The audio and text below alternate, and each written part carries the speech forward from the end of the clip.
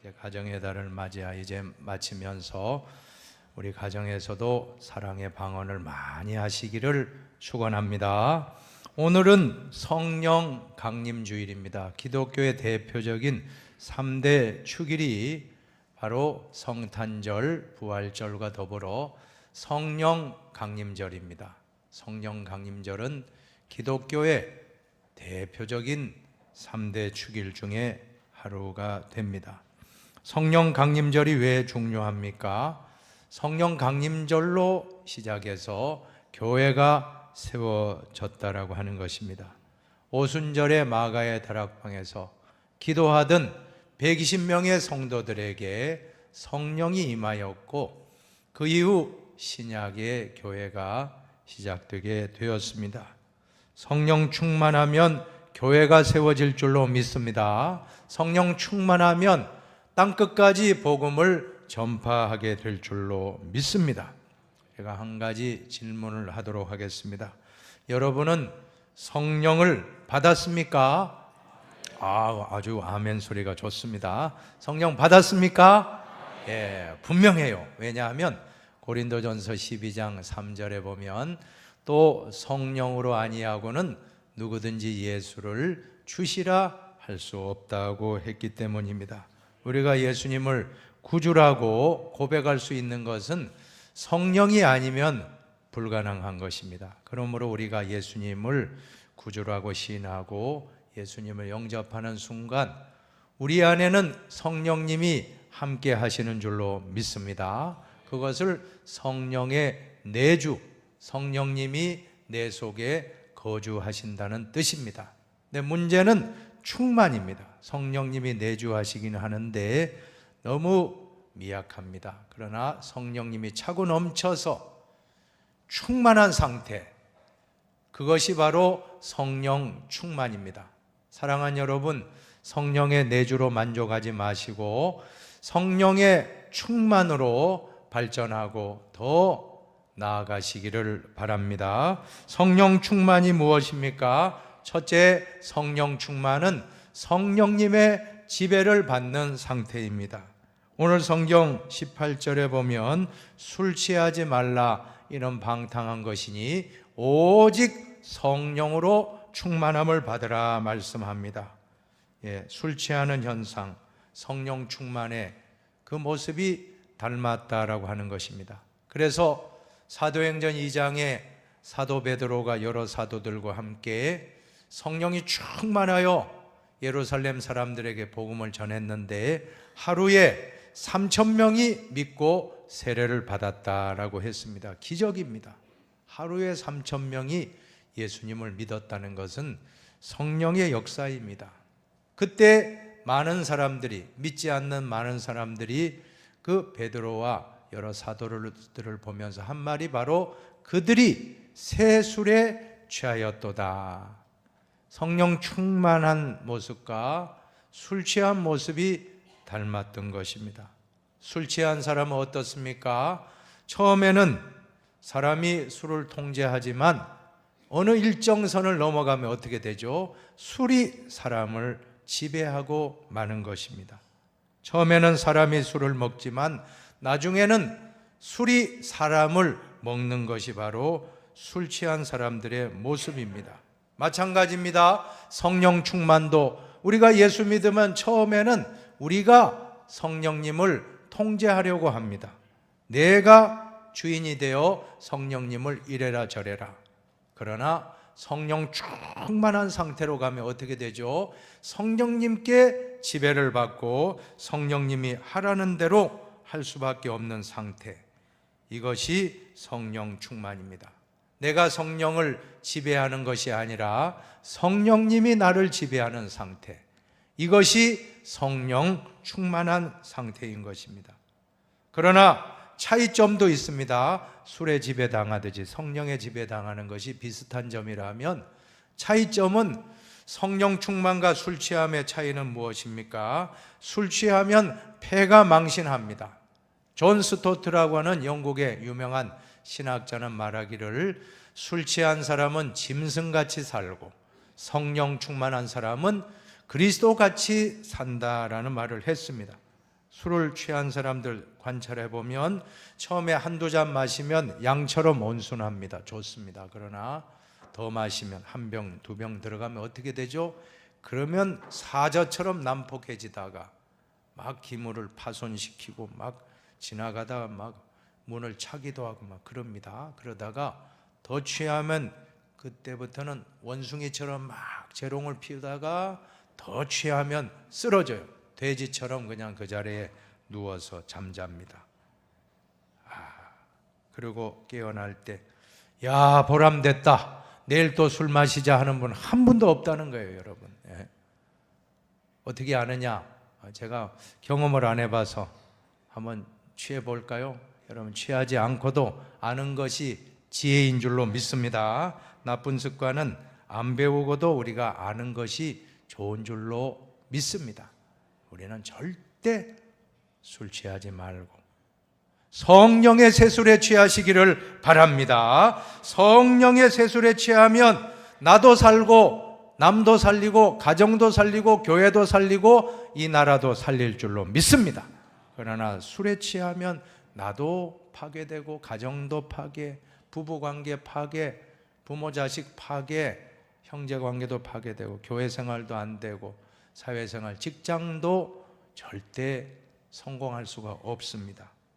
오늘 이 아침에 모두가 성령의 세술에 취하여서 성령님의 지배를 받고 성령님께 순종하는 충만한 성도가 되기를 바랍니다.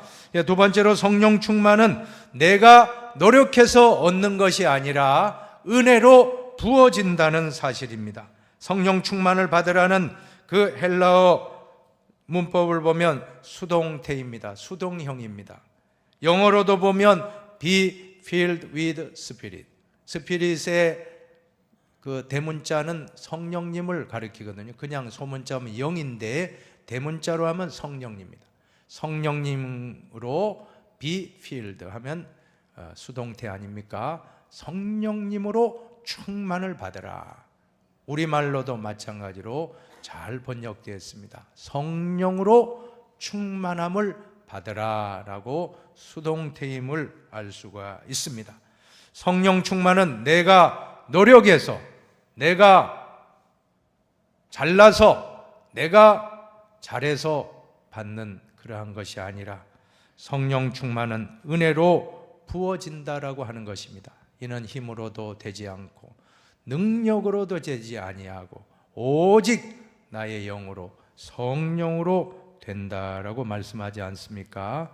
불교와 기독교의 가장 큰 차이점이 무엇입니까? 불교는 인본주의 철학이고 기독교는 신본주의, 하나님을 믿는 신앙의 세계입니다. 그리고 불교는 역사관이 원입니다. 돌고 돕니다. 그러나 기독교는 시작이 있으면 끝이 있습니다. 직선적인 역사관이고, 불교는 자기 수행입니다. 고행입니다. 그러나 기독교는 고행의 종교가 아니고 은혜의 종교, 은혜로 부어주시는 것입니다. 불교는 상향 종교, 땅에서 진리를 따라가는 상향 종교라고 하면, 기독교는 하향 종교, 위에서 아래로 예수님이 내려오시고 성령님이 임재하시고 하나님이 우리를 찾아오시는 종교, 바로 우리는 이 기독교를 믿고 있는 것입니다. 그래서 참 인간의 노력이 중요한 수행 종교는 엄청난 수행을 합니다.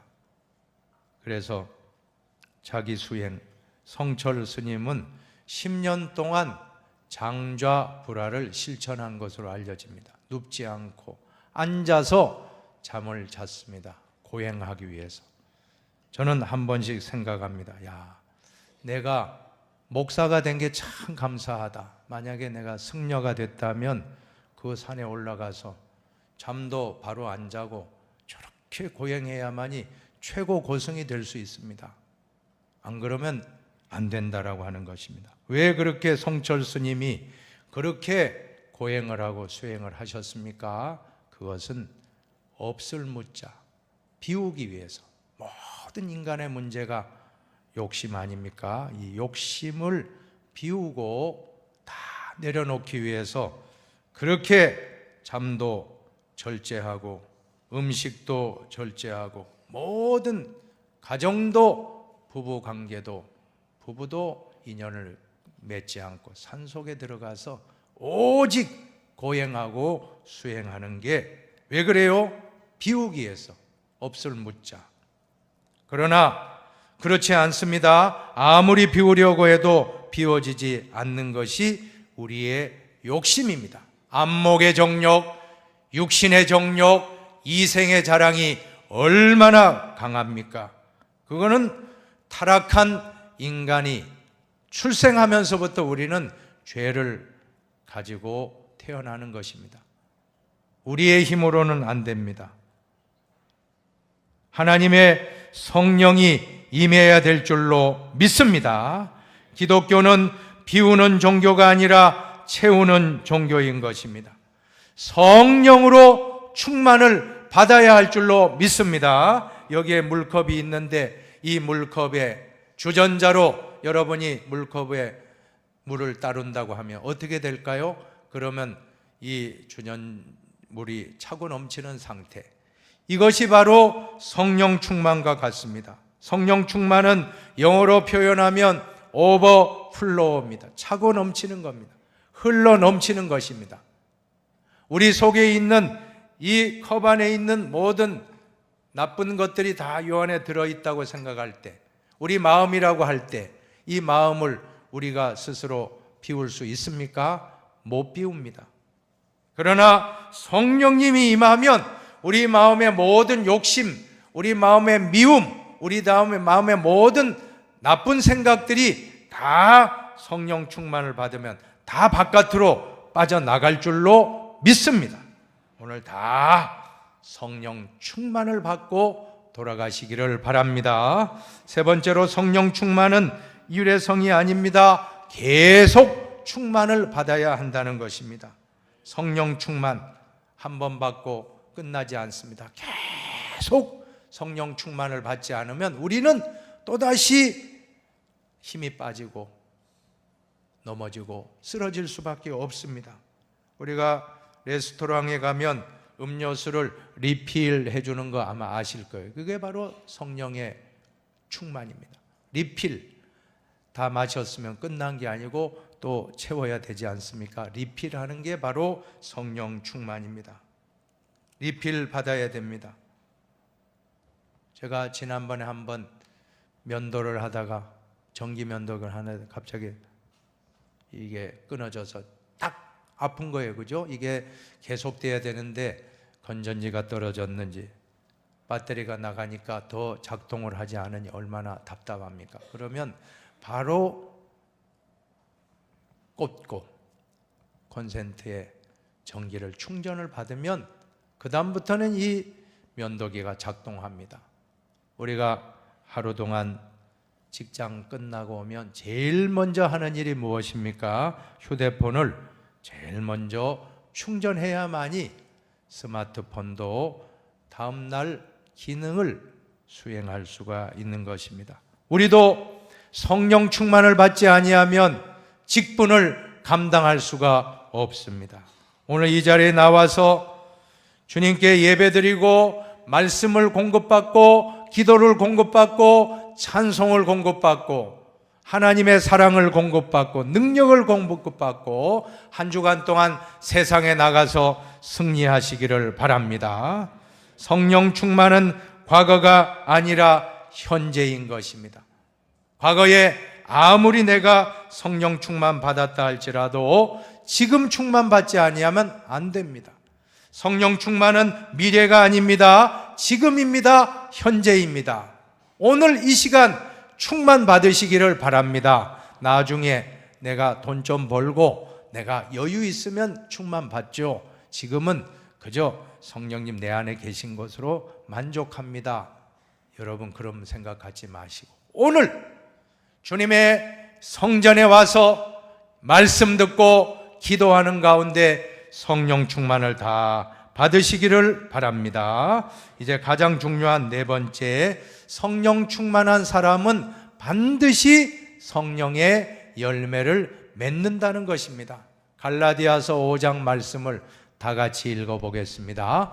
오직 성령의 열매는 사랑과 희락과 화평과 오래 참음과 자비와 양선과 충성과 온유와 절제니 이 같은 것을 금지할 법이 없느니라. 성령 충만한 사람은 반드시 생활 속에서 열매, 성령의 열매가 나타나는데 사랑, 희락, 화평, 오래 참음, 자비, 양선, 충성, 온유, 절제입니다.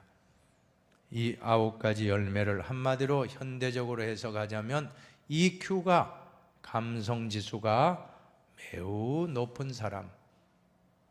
여러분, 우리는 성공과 행복을 좌우하는 것에 IQ가 높으면 머리 좋고 공부 잘하고 좋은 직장 가서 성공한다, 그렇게 생각하기가 쉽습니다. 그러나 IQ보다 EQ인 줄로 믿습니다. IQ 높은 것도 중요하지만, 머리 좋은 것도 필요하지만 더 중요한 것은 가슴이 따뜻한 사람 되시기 바랍니다. 가슴이 따뜻하고 인성이 좋은 사람은 직장에 가도 인정받고 또 어디에 가든지 무슨 일을 하든지 성공적인 인생을 살게 될 줄로 믿습니다. 사랑과 희락과 화평, 오래 참음, 자비, 양선, 충성, 온유, 절제. 여러분 가운데 혹시 그러한 분이 여러분의 직장에 있다면 그 사람 얼마나 사랑받겠습니까? 존중받겠습니까? 그러한 사람이 가정에 있다면 얼마나 또 행복해지겠습니까? EQ가 높은 사람이 있는 곳은 좋은 관계가 이루어진다는 것입니다. EQ가 낮아지면 특징이 3가지입니다. 여러분이 한번 읽어주십시오. 첫째, 어떤 특징입니까? 참을성이 없다. 둘째, 화를 잘 낸다. 셋째, 인간관계가 좋지 않다. EQ가 사람과의 관계에서 EQ인데 EQ가 좋지 않으면 자꾸 성내고 인내하지도 못하고 자꾸 친절하지 않고 무뚝뚝하고 또 친구 사귀지도 못합니다. 인간관계가 참 안 좋아집니다. 여러분, 사람과의 관계가 잘 되면 물질도 따라오고 다 계약도 따라오고 다 모든 것이 성공적인 인생이 된다는 걸 우리는 알 수가 있습니다.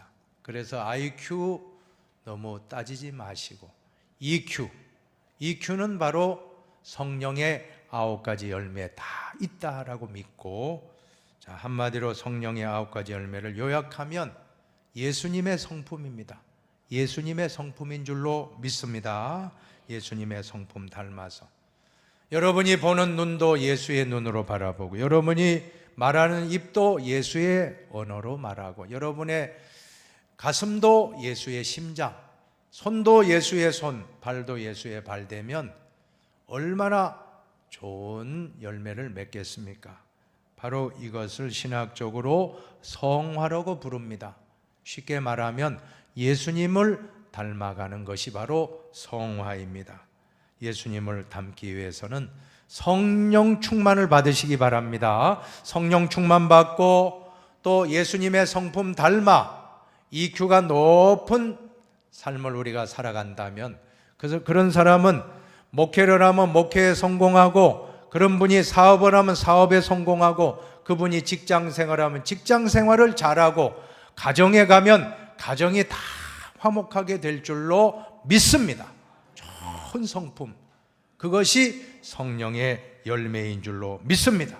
자, 오늘 그런데 3가지 성령의 열매를 한번 보고 마치겠습니다. 에베소 5장 19절 같이 읽습니다. 시와 찬송과 신령한 노래들로 서로 화답하며 너희의 마음으로 주께 노래하며 찬송하며. 성령 충만은 찬송 충만으로 열매가 맺혀집니다.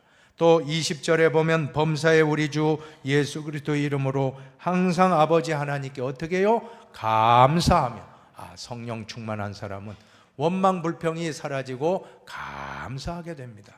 또 성령 충만하면 21절을 읽고 마칩니다. 그리스도를 경외함으로 피차 복종하라. 우리가 가정의 달을 마치면서 가정의 달의 결론입니다. 가정의 달에 부모 자식 간의 피차 복종, 부부 간의 피차 복종, 직장에서 피차 복종, 교회에서 피차 복종, 이것이 행복의 비결인데 그냥 될 수가 없습니다. 성령 받으면, 성령 충만 받고 나의 EQ가 회복되면, 감성 지수가, 정서 지수가 회복되면 피차 존중하게 되고 피차 이해하게 되고 피차 복종하게 될 때 행복한 삶을 살지 않을 수가 없는 것입니다. 나무는 열매로 알 수가 있습니다. 성령 충만, 목소리 높다고 성령 충만이 아닙니다. 성령 충만은 성령의 열매가 있는 것입니다. 모두 성령 열매 맺는 흰돌교회 성도님들 다 되기를 축복합니다.